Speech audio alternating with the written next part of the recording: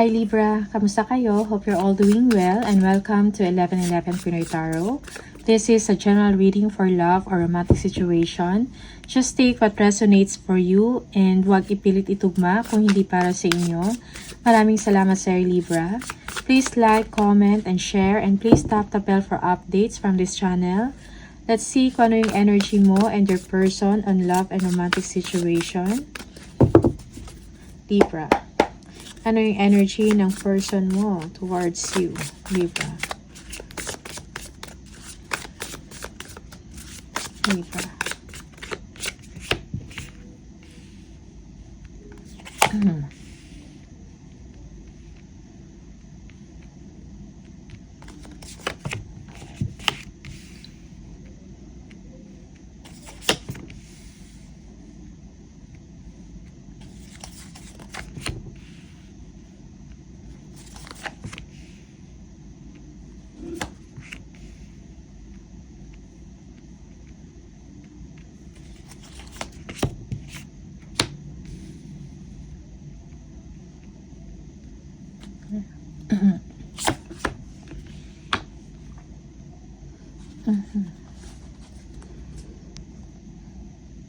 Okay.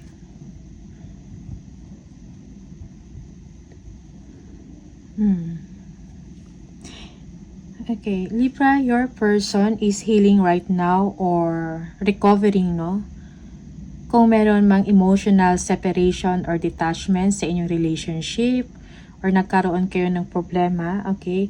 Your person, gusto ng person mo na mag-communicate ka or maging sensitive towards him or her.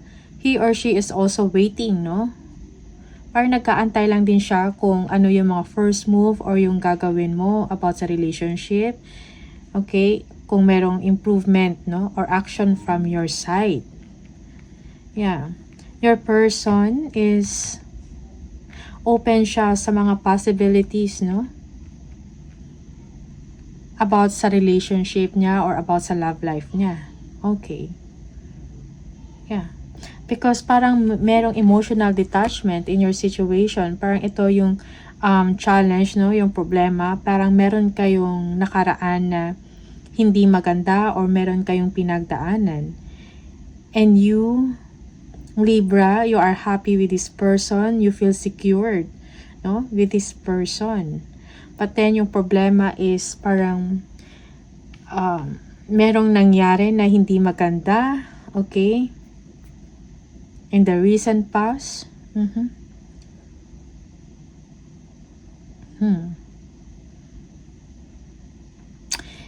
Your person is looking forward kung ano mangyayari sa kanya, no? I mean, yung mga susunod na mga mangyayari or mga susunod na ganap sa buhay niya. Okay? Sa situation niya. Okay? Yeah, for some of you, there is a third party involved, no? Merong coldness in the situation. Yun yung naging problema, okay? Yeah, maybe there is a family, no? Another family is involved, no? Or another relationship. You want a new beginning or you want to meet this person. You want, parang gusto mo siyang makita, makipag-usap sa kanya, okay? Para makipag-ayos. Parang gusto mo i-unload, no? Kung ano man yung problema sa inyong sitwasyon or kung meron ka mang ginawa na hindi maganda sa kanya, parang gusto mo yun i-unload, i-release, no? Yeah, because you are really happy to be with this person. Maayos ang inyong sitwasyon before, okay? Mayroong respect, no? Pagkakaintindihan, trust, no? But then someone parang na-break niya yon, okay? Yeah, parang sinira. Parang it's either you or the other person na sira yung trust sa isa't isa, okay? Or ikaw to, Libra, parang nasira mo yung trust ng person mo towards you.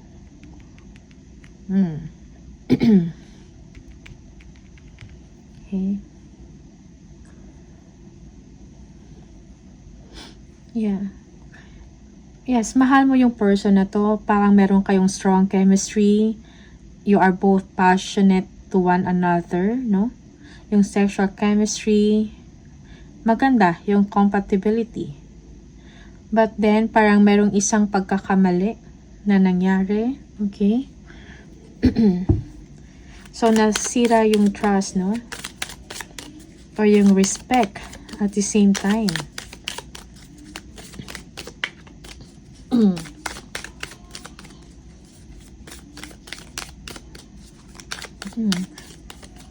Yung iba sa inyo, parang meron kang kailangan talaga ayusin, no? Kung merong mga broken promises or may breakup na nangyari, nasira yung commitment. Parang kailangan, may rami kang kailangan gawin para maibalik ulit yon yung trust ng person mo. Okay? Maybe you are also someone na marami ka ring obligations, no? Like I said earlier, maybe you are also attending to another relationship or another family. Just take what resonates for you, Libra.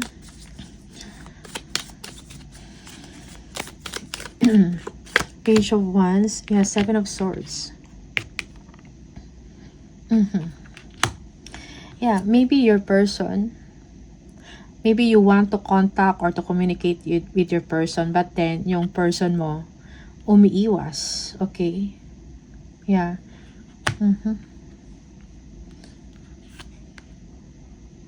Yeah.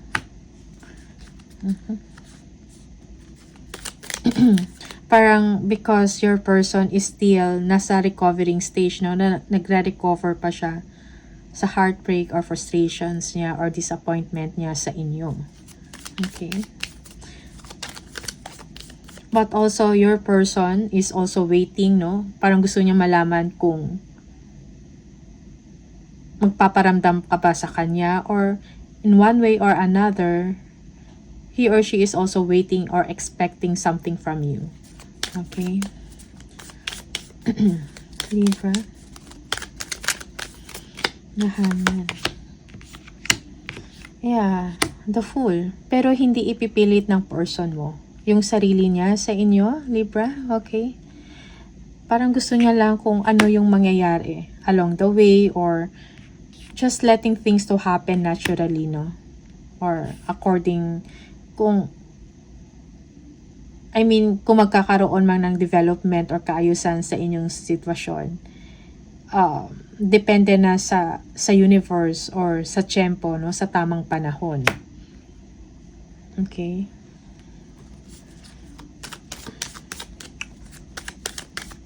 Your person is enjoying his or her independence somehow.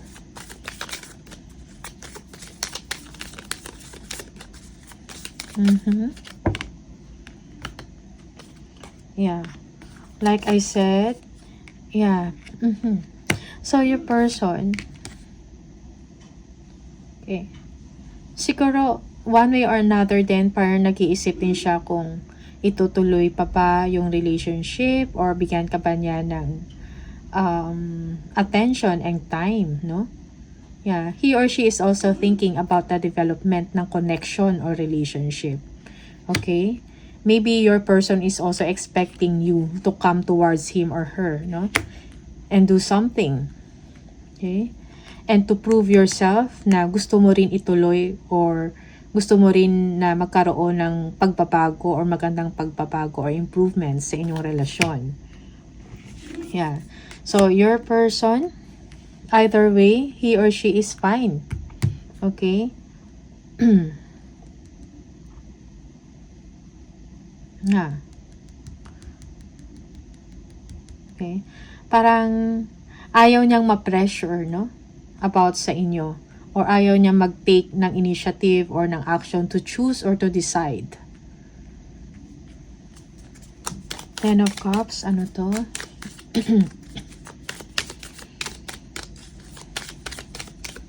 Ten of Cups. Page of Pentacles. Yeah, you want to be with this person, no? Parang gusto mo siyang kitain, gusto mo siyang puntahan, no? Gusto mo siyang makasama, Libra. Okay? You are also looking forward na ma-earn mo yung respect and trust ng person mo. Parang gusto mo inumbalik or ibalik kung ano man yung magandang samahan ninyo before, yung trustworthiness ng relationship, yung respect, okay, and kindness. Ten of Wands. Maybe, yeah, maybe humahanap ka or gumagawa ka din ng paraan to meet him or her, or to spend time with him or her and prove yourself, no, to this person. Ten of Wands, ano to? Libra. Yeah, Seven of Wands. Okay. Yeah, for some of you, you are also showing strength, no? You are showing strength, no? Na parang, yeah, parang kinakaya mo yung sitwasyon or yung mga pinagdadaanan mo ngayon. Okay? And also, you don't want conflicts, no? Or ayaw mo ng harassment at the same time. Okay? You are also defending or protective of yourself. Okay? Ten of Pentacles. Yeah, for some of you, you feel that your person is very defensive or protective din sa kanyang peace. Parang ayaw niyang parang ayaw niya ng gulo or ayaw niya ng burden. Okay? Parang yes, your person is saying no or parang nagkakaroon siya ng lakas ng loob or parang defensive siya. Okay? Parang nag-gain siya ng strength, no? Parang marunong na siya ngayon mag-say no. Something like that. Okay? So, ito yung just take what resonates for you. For some of you, baliktad yung situation. Okay?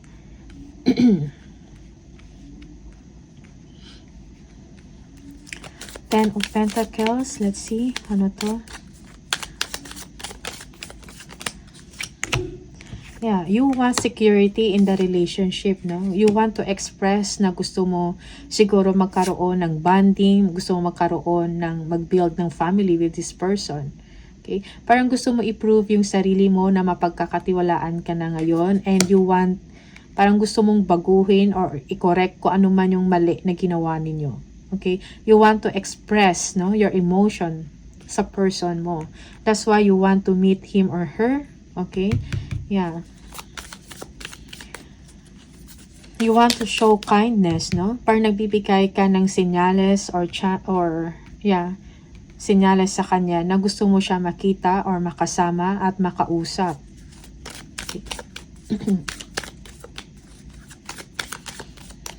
Page of Pentacles. Let's see. Yeah, Two of Wands. You are looking forward, no, na maging maayos ang sitwasyon sa inyong dalawa. Okay?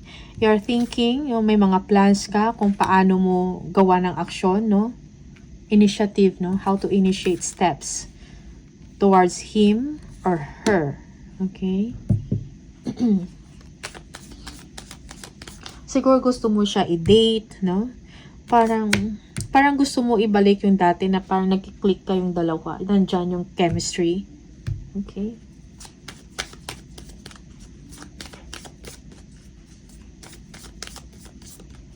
Yeah, for some of you, you are making plans, no? You are taking actions at the same time.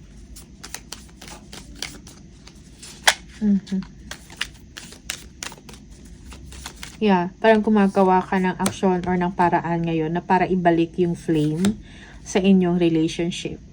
Okay. Yeah. Maybe the love is lost in the situation, no? Okay, and this is the challenge. Parang ito yung problema ngayon sa inyong situation. Maybe both of you, no? There is also an energy of independence sa person mo or in denial, no? Maybe your person, gusto ka rin talaga niya mag-communicate ka sa kanya. Okay? Pero, or siya, gusto niya mag-message or mag-communicate sa inyo. Pero at the same time, parang nagiging strategic siya sa kanyang approach or sa kanyang mga galaw, no? Maybe he or she doesn't want to do the first move. He's waiting on you, no? He's waiting for you and come what may. Kung kayo talaga, parang ganon. Okay, sa part ng person mo.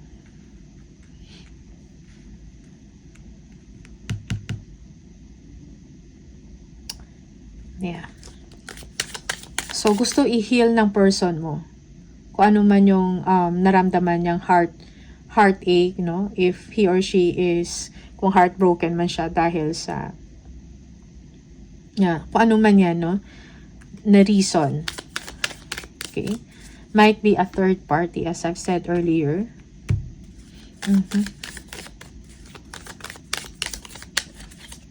Tingnan natin. Heart on the Lovers. For Libra. Yeah, the Star. Okay. So, kailangan i-heal, no? Ibalik uli kung ano yung dati. Okay. So, parang kailangan ng kaliwanagan in your situation. Kailangan ng healing and forgiveness sa relationship. Yung totoo, genuine, na maibalik yung trust. But sometimes it takes time, lalo na kung mabigat, no? Yung naging problema sa relasyon. So, someone here, kailangan niya i-earn uli yung trust and respect ng person niya. Okay? So, it's either you, ito, Libra, or yung person mo. Okay? So, these are the messages for you. Ito yung energy for Libra on love. Okay? Just take what resonates for you and leave the rest kung hindi para sa inyo. All the best. Maraming salamat and I'll see you on the next video. Bye!